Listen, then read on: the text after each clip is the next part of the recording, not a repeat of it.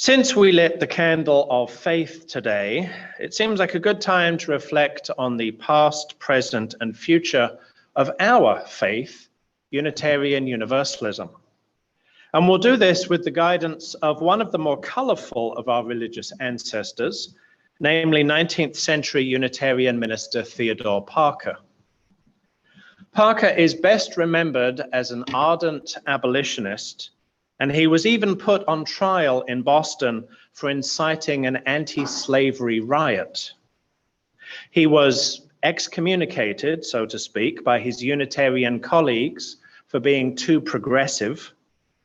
And yet so many people wanted to hear him preach that they rented a theater for him. And later, when that wasn't big enough, the Boston Music Hall itself. And when, a century later, Dr. King sought to give civil rights activists hope that change takes time but does inevitably happen, declaring that the arc of the moral universe is long, but it bends toward justice, he borrowed those words from one of Theodore Parker's sermons. "I do not pretend to understand the moral universe," Parker said. "The arc is a long one. My eye reaches but little ways. I cannot calculate the curve and complete the figure by the experience of sight. I can divine it by conscience. But from what I see, I am sure it bends toward justice.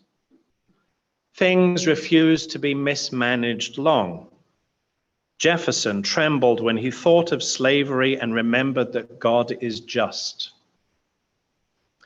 One of the best known stories about Theodore Parker comes from the fact that he didn't just preach against slavery, he was willing to risk his own life in defense of those escaping slavery.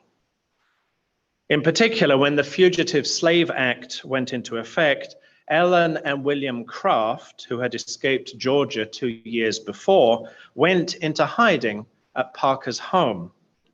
For the next few weeks, until the federal agents looking for the Crafts had left Boston, Parker wrote his sermons with a sword at his side and a loaded pistol on his desk. Today, we'll turn to Parker's sermon that had perhaps the most influence on our faith, and we'll consider how his 19th century insight very much applies to our own 21st century Unitarian Universalism. During the first half of the 19th century, American Unitarianism was still figuring out what it was.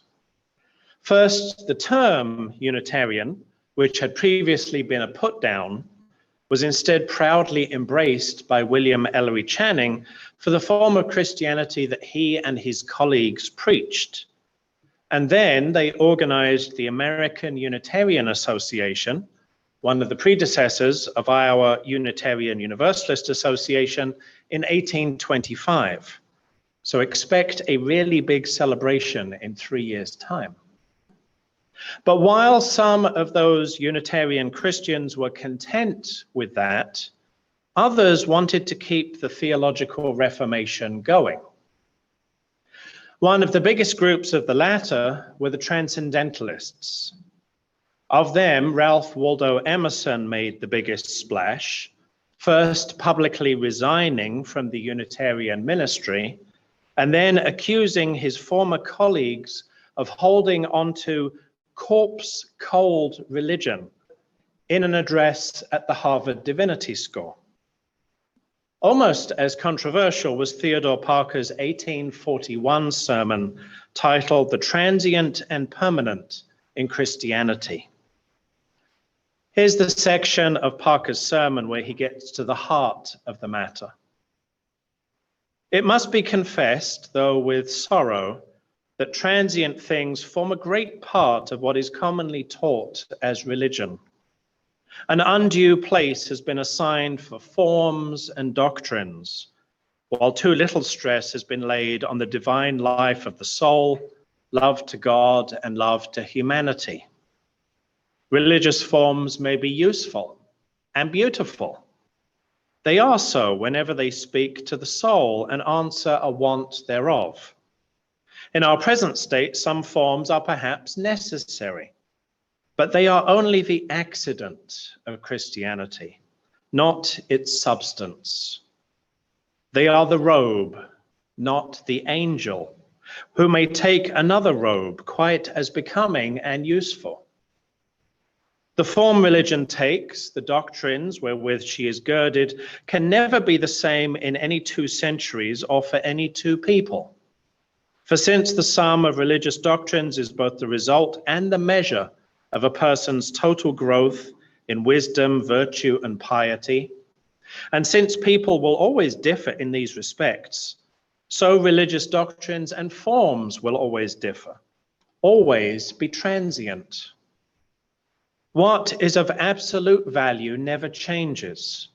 We may cling round it and grow to it forever. No one can say their notions shall stand. Yet there are always some, even religious people, who do not see the permanent element, so they rely on the fleeting. And, what is also an evil, condemn others for not doing the same. They mistake a defense of the truth for an attack on the Holy of Holies, the removal of a theological error for the destruction of all religion. The question puts itself to each person. Will you cling to what is perishing or embrace what is eternal? In other words, Parker claimed there are core truths in religion that are essential and lasting, and we should pursue them. Unfortunately, there are also the passing forms and trappings of religion, and we should be wary of getting attached to them. They are, as Parker put it, like the robes worn by an angel, which could just as easily put on other robes instead. What truly matters is the angel, not any of the robes it might wear. Now, while there was an immediate and intense backlash to Parker's sermon from most other Unitarians of his time, I would say that what he preached is now pretty well established as a part of Unitarian Universalism in our own time. Let me give you 3 examples. First, a direct example. Our 6th source is named as humanist teachings which counsel us to heed the guidance of reason and the results of science and warn us against idolatries of the mind and spirit. Idolatry is the veneration of an image of the divine rather than the divine itself. So getting attached to the passing forms and trappings of religion rather than pursuing what is essential and lasting is idolatry. Second, an indirect example. Our 3rd source names wisdom from the world's religions, which inspires us in our ethical and spiritual life. The great teaching of Buddhism is that suffering is a consequence of clinging to the impermanent, to the transient. Buddhism even teaches that Buddhism itself is not the permanent truth, but merely a transient vehicle to reach the truth. If we were ever to reach the truth, the vehicle would no longer be necessary. Third, an overall example. We call Unitarian Universalism a living tradition. That means that we recognize that who we are and how we understand the world, each other, and ourselves is always changing. None of us are frozen in time, nor is our society or our knowledge or our hopes.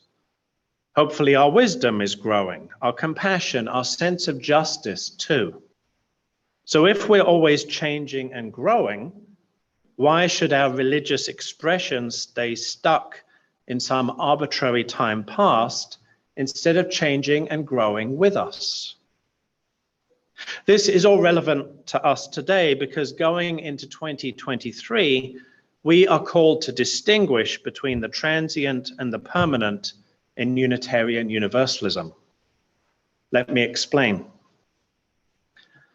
Hopefully you saw Beck Wheeler's eFlame article last month about the proposed changes to Article 2 of the bylaws of the Unitarian Universalist Association.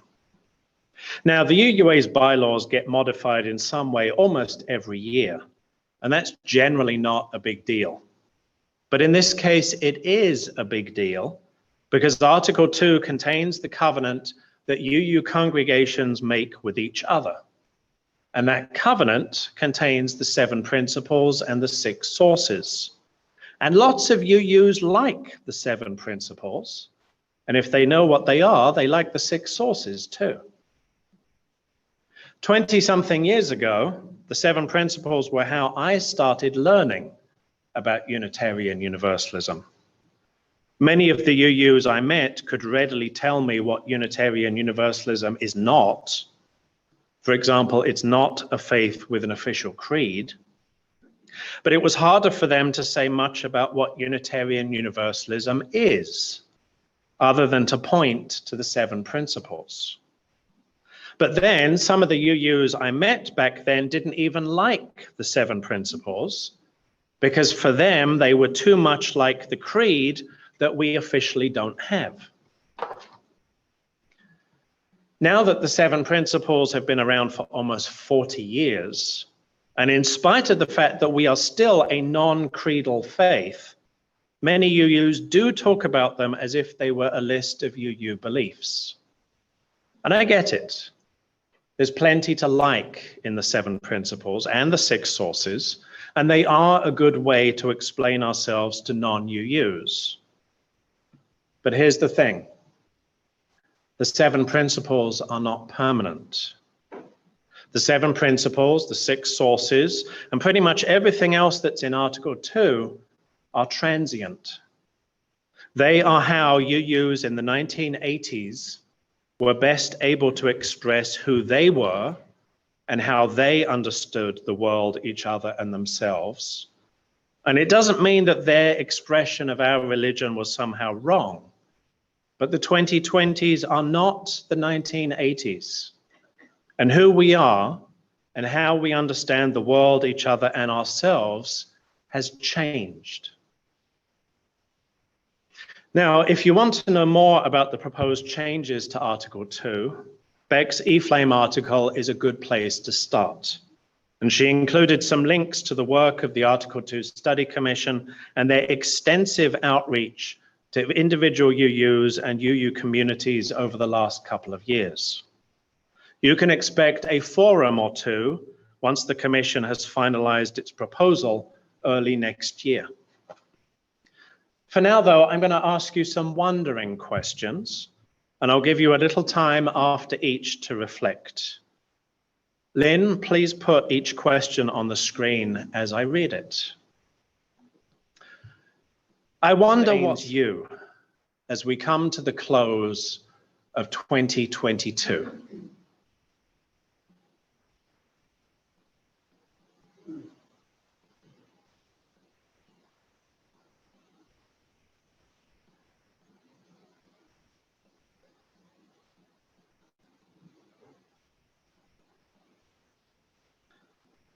I wonder how you live your faith in your own life.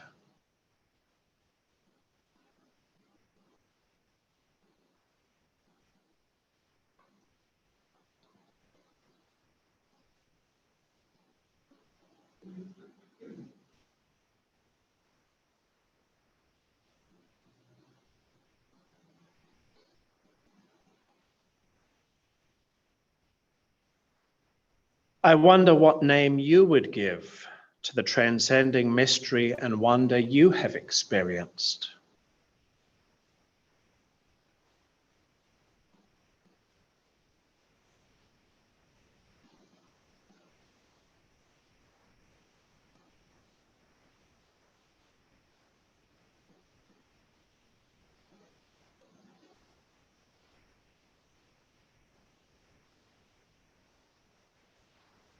I wonder how you have learned to distinguish between the transient and the permanent.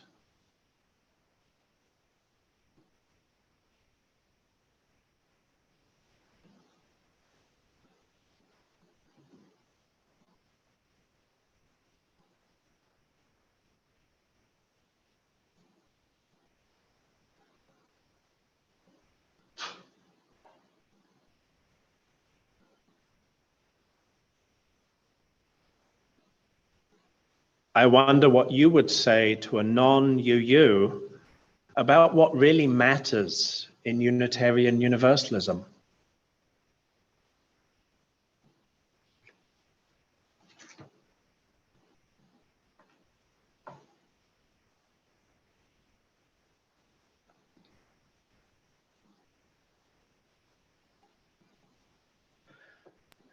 When we met 5 years ago to name the essential core values that burn at the heart of who we are as the Unitarian Universalist Fellowship of the Peninsula, we pretty quickly identified love as one of our values.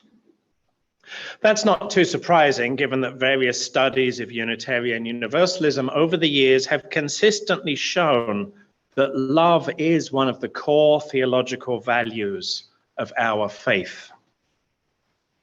So when our UUA Board of Trustees charged the Article 2 Study Commission with their task, the board specifically asked them to root their work in love as a principal guide, attending particularly to the ways that we and our earlier traditions have understood and articulated love, and how we have acted out of love. And in the new UUA covenant that the Commission has drafted for our consideration, love is at the center, literally. The draft says, love is the enduring force that holds us together. As Unitarian Universalists in religious community, we covenant, congregation to congregation, and through our association, to support and assist each other in engaging our ministries. We draw from our heritages of freedom and reason, hope and courage, building on the foundation of love. Love inspires and powers the passion with which we embody our values. Inseparable from one another, these shared values are justice, generosity, evolution, pluralism, equity, and interdependence. Before Joanne invites you into small groups to share with one another, I invite you to reflect on this. Please take a minute for individual reflection on what love means to you as a UUFP value, as a UU value, and as a UUA value. What does love mean to you?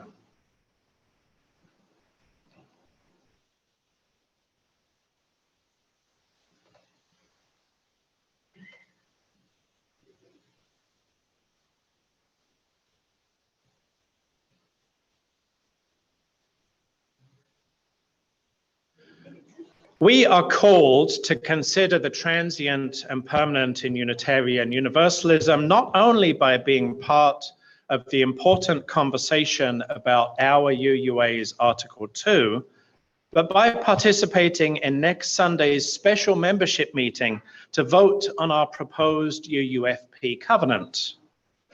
It takes place immediately following next Sunday's service, with second Sunday lunch pushed back so that everyone can attend the meeting and vote.